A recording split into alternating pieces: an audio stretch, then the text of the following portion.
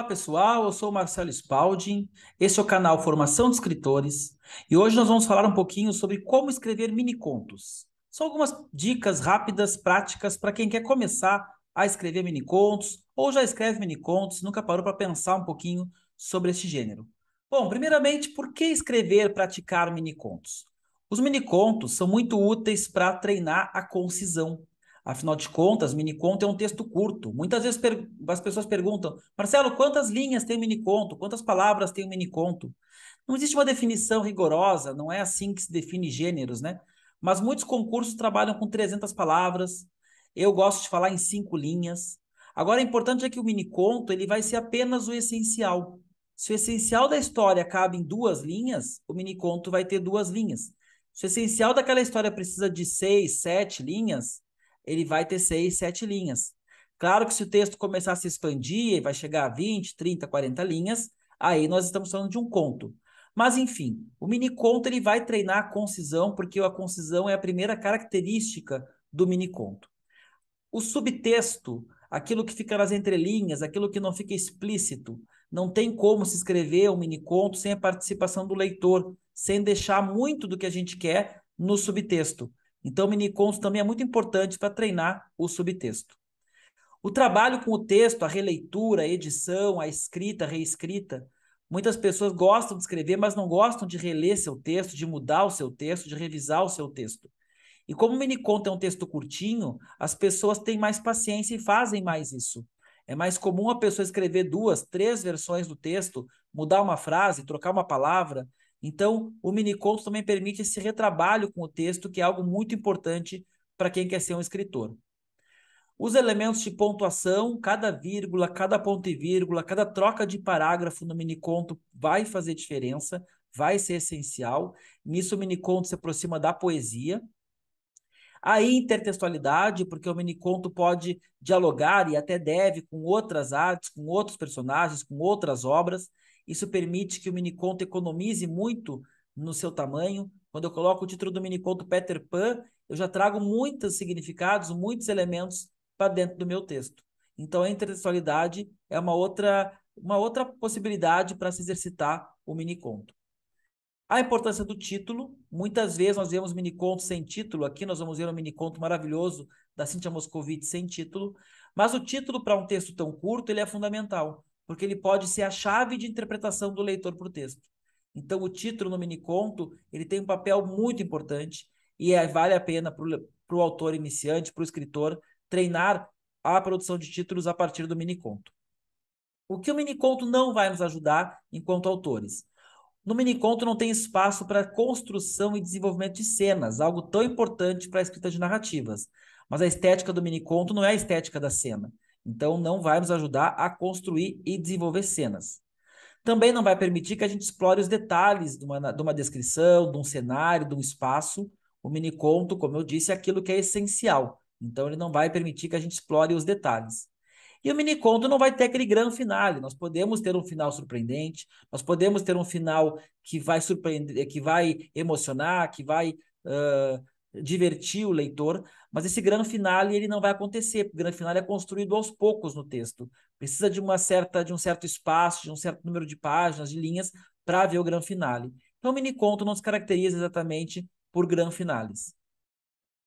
Por fim, o planejamento. Muitas vezes o miniconto surge na cabeça do autor pronto, ou o autor vai planejando enquanto escreve, vai escrevendo, reescrevendo. Também não se exercita tanto assim o planejamento na escrita de minicontos. Por que mini? Nós falamos um pouquinho sobre isso, né? Mas como se definir miniconto? Muitas vezes as pessoas acham que a dificuldade de definir o miniconto está no prefixo mini. Na verdade, mini é porque é miniatura, assim como bonsai é miniatura de uma árvore. Então a questão do mini aqui é um conto em miniatura. Se miniatura são 10 linhas, 3 linhas, uma linha, 20 palavras, enfim, isso depende muito do texto. O texto tem que ser essencial. O miniconto precisa ser essencial. Então, o miniconto se define muito mais pela sua característica de gênero do que pelo prefixo mini, pela quantidade de palavras ou letras. Eu sempre sugiro para os meus alunos fazerem minicontos com 5 linhas. Claro que pode passar um pouquinho, pode ter menos, mas me parece que em 5 linhas nós conseguimos desenvolver bons minicontos e até menos, claro. A dificuldade de definir o miniconto está na palavra conto, porque o conto e a poesia, eles são faces da mesma moeda. Eles parecem opostos, mas eles não são opostos. Tanto que o gênero conto, esse conto moderno do Edgar Allan Poe, surge a partir de um texto, Filosofia da Composição, que é escrito para comentar uma poesia do próprio Poe, The Raven, O Corvo. Então, o conto e a poesia se confundem enquanto gêneros. E no caso da miniatura, se confundem mais ainda. O haikai existe há milhares de anos. A novidade na literatura, a novidade em termos, já temos aí mais ou menos quase 100 anos de minicontos, é o miniconto. Mas o miniconto e o haikai muitas vezes se confundem. Quando Dalton Trevisan publicou no Brasil, em 1994, o primeiro livro que hoje se entende como livro de minicontos do Brasil, saiu lá que eram haikais. O livro se chama AE. Então, o conto e a poesia, por vezes, podem se confundir, e o que dificulta a definição do miniconto, muitas vezes, é o conceito de conto e não o conceito de mini. Mas aí nós temos que tentar entender que o conto é uma narrativa, a poesia é lírica. Naquela divisão tripla de Aristóteles, nós temos a epopeia, que é a narrativa, nós temos o drama e nós temos a lírica. A lírica e a narrativa em polos opostos. Então, o conto é narrativo, o poema, ele em geral é lírico. E aí nós conseguimos uma diferença entre o haikai e o miniconto. Como definir narrativa? Se nós temos que tentar entender se nosso miniconto se tornou um miniconto narrativo ou um miniconto lírico, ou até mesmo um aforismo, um comentário, uma opinião. Nós poderíamos dizer que uma narrativa requer ação, requer personagens, requer integração entre as partes do texto, requer sucessão. Sucessão é sequência. Se eu tenho uma fotografia de alguém com uma arma na mão, eu não tenho miniconto. Se eu tenho uma fotografia de alguém com uma arma na mão e uma segunda fotografia de alguém no chão, aí eu tenho miniconto, porque eu tenho duas imagens. Eu tenho a imagem da arma e a imagem da pessoa no chão. Pela ideia da integração, o leitor pressupõe que aquela arma matou aquela pessoa que está no chão. E, por fim, nós temos uma tentativa de significação, uma totalidade de significação que torna aquele texto único e suficiente. O miniconto ele tem aquilo que é necessário e suficiente para funcionar enquanto um texto independente. Então, essas seriam as características da narrativa que nós poderíamos identificar em um miniconto. Vamos ver alguns exemplos aqui de minicontos. Esse da Maria Lúcia Simões, uma mineira de 1996, Claridade. A mulher chegou para o marido com o rosto completamente iluminado, e ele se irritou porque muito se esquecera como e onde se acendia essa luz. Por mais que se esforçasse, não conseguiu se lembrar. A mulher iluminada foi se deitar ao seu lado, e ele passou a noite sem dormir, porque se acostumara ao escuro. Notem que nós temos personagem, nós temos significação, nós temos ação, nós temos subtexto, nós temos tudo que precisa num conto. E nós temos aqui uma imagem polissêmica maravilhosa, que é essa imagem da luz. A luz pode significar diversas coisas dependendo da interpretação do leitor, do momento do leitor. Então o texto funciona independente.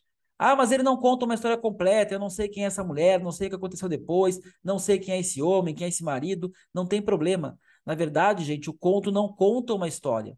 O objetivo do conto é provocar um efeito a partir do fragmento de uma história. O próprio conto do Machado de Assis, Pai contra Mãe, ele não tem uma história completa. Nós não sabemos também de onde vêm os personagens, o que acontece depois. Nós temos o fragmento de uma história para provocar um efeito. E neste miniconto da Maria Lúcia, nós temos o fragmento de uma história que consegue provocar um efeito. Vamos ver um miniconto ainda menor, do Luiz Rufato, publicado num livro organizado pelo Marcelino Freire, chamado Os 100 Menores Contos Brasileiros do Século. E na época, o desafio que o Marcelino Freire fez para os autores era escrever textos com até 50 letras. Não eram 50 palavras, eram 50 letras. E nós temos algumas pérolas no livro, como essa do Luiz Rufato, que é assim: ele jurou amor eterno, me encheu de filhos e sumiu por aí. Isso lembra um pouco aquela ideia da anotação que havia no casaco do Tchekov, da fórmula do conto, que é a surpresa, algo que causa estranhamento. E ainda tem a questão de gênero, a questão da violência contra a mulher. Então é um texto muito conciso, muito compacto, que explode diversos sentidos, diversas interpretações no leitor. Mas o miniconto é isso, as interpretações e o complemento, o recheio do texto está no leitor, não está no texto. A Cíntia Moscovitch, conterrânea, escreveu esse texto sem título. A vida inteira pela frente, o tiro veio por trás. Foi publicado no mesmo livro, Os 100 Menores Contos Brasileiros do Século. O texto é autoexplicativo, eu não preciso aqui comentar com vocês, mas vale perceber como nós temos aí o personagem pressuposto. Esse personagem tem uma vida.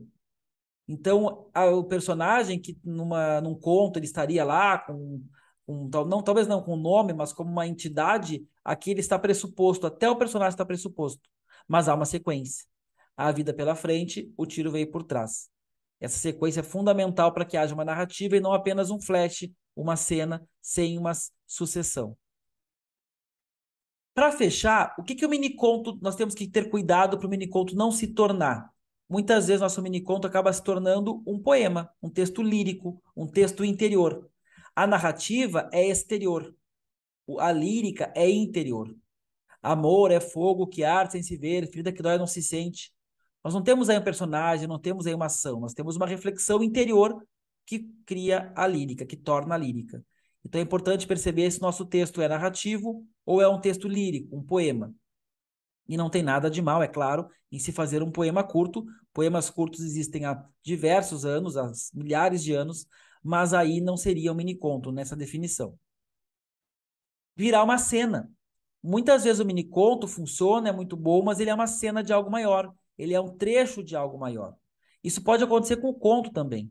Tem contos que nós lemos de uma página, 2 páginas, que eles têm uma narrativa boa, têm uma cena envolvente, mas eles não são uma história completa. Então tem que ter esse cuidado para o miniconto não se tornar apenas uma cena de algo maior. Por vezes o texto não é uma cena, mas é uma sinopse, é um resumo. E um texto literário, ele precisa ter uma completude, ele não pode ser um resumo, ele não pode ser apressado. Cada história pede o seu tamanho. Tem histórias que vão caber no miniconto de 5 linhas, 3 linhas, 10 linhas. E tem histórias que não cabem no miniconto com tão poucas linhas. Então, nosso texto também não pode se tornar uma sinopse, não pode se tornar apressado. E, por fim, o miniconto não pode ser uma piada, não pode ser um xiste, porque a literatura tem aquela busca pela catarse, aquela busca pelo estranhamento, o conto tem a busca pelo estranhamento, pela tensão, e muitas vezes a piada ela nos leva para um lado e depois nos apresenta outro, ela nos engana. E isso, pensando em termos literários, acaba não funcionando. Claro que num livro com uns 30, 40, 50 minicontos, podem haver ali 3, 4, 5 que tenham essa ideia de enganei o leitor. O final não é tão surpreendente como é um final de xiste, uma coisa mais parecida com a piada. Mas se isso se tornar a regra, ele acaba perdendo o leitor. O leitor deixa de acreditar no texto e perde o efeito que o conto requer. Então, esses foram alguns comentários, gente, sobre como escrever um miniconto. Nós temos aí outros textos, livros, oficinas sobre minicontos. Agradeço muito a atenção de vocês e até o próximo vídeo.